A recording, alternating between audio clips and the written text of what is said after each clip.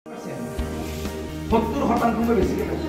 এইবিলাক হৈছে গাঁত নলগাকৈ 50 বিঘা মাটিত 115 মন হয় না 225 কুইণ্টল ধান কিন্তু পটককৈ তাহেঁত চাকে বছৰ বছৰ ধান কৰি দিছোঁ এইবোৰ নিকা আমাৰ বাহান আমি 15 মানে 15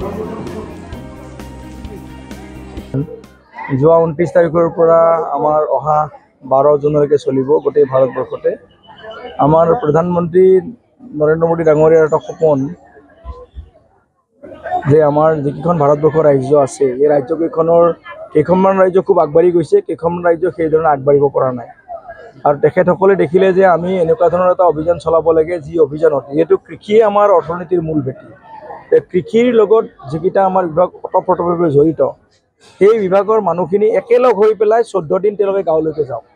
সেইকাৰণে প্ৰতিখন জিলাত তেওঁলোকে প্ৰতিদিনে দুটাকৈ গ্ৰুপ বনোৱা হৈছে আৰু সেই দুটা গ্ৰুপে দুখনকৈ 4খন মিটিং কৰিব। তাৰমানে তেওঁলোকে প্ৰায় 48খন এনেকুৱা ধৰণৰ সভা কৰিব আৰু এই সজাগতা সভা কৰি পেলাই কৃষিৰ বতৰাবিলাক বিলাব। কৃষিত যিবিলাক বিভিন্ন ধৰণৰ স্কিম আছে স্কিমৰ কথা ক'ব, কৃষিৰ কিবা সমস্যা আছে সেই সমস্যাবিলাকৰ ওপৰত সমাধান দিব চেষ্টা কৰিব।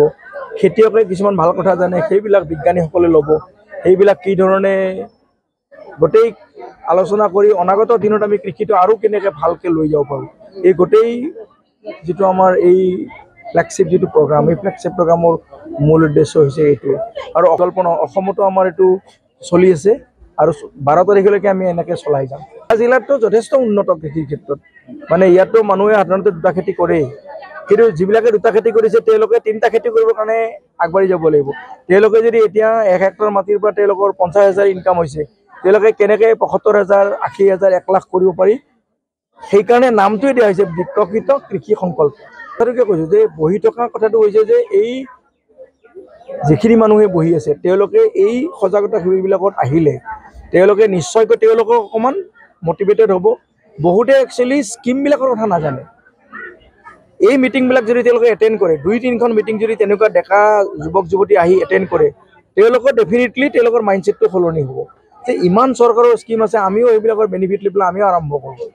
এই শুনোতে কথাবিলাক আৰু চৰকাৰৰ সেইটোৱে একচুৱেলি মহৎ উদ্দেশ্য অভিযান।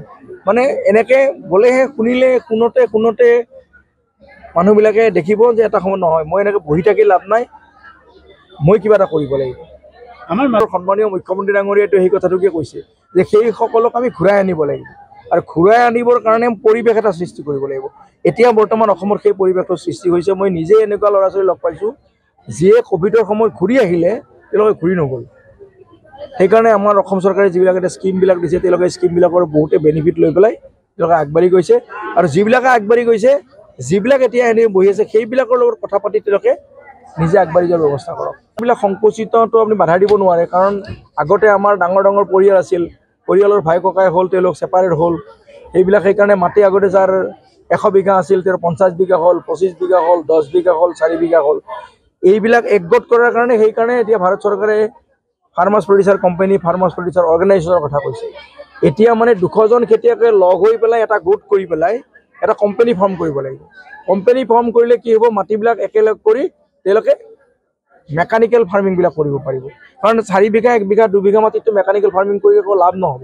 কিন্তু 200জন খেতিয়কে 4 বিঘা মাটিকে যদি লগাই 800 বিঘা কৰি লয় তেতিয়া মেকানিকেল ফাৰ্মিং কৰিব পাৰিব। এই ধৰণৰ স্কিমবিলাক আমি চৰকাৰৰ সুবিধাবিলাক ল'ব লাগে।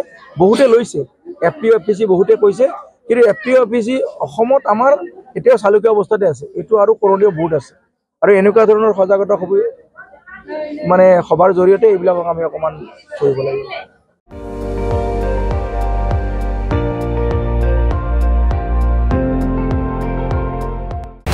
আপুনি চাই আছে ND24 সৰ্বশ্ৰেষ্ঠ নহয় সৰ্বোত্তমৰ দৌৰত।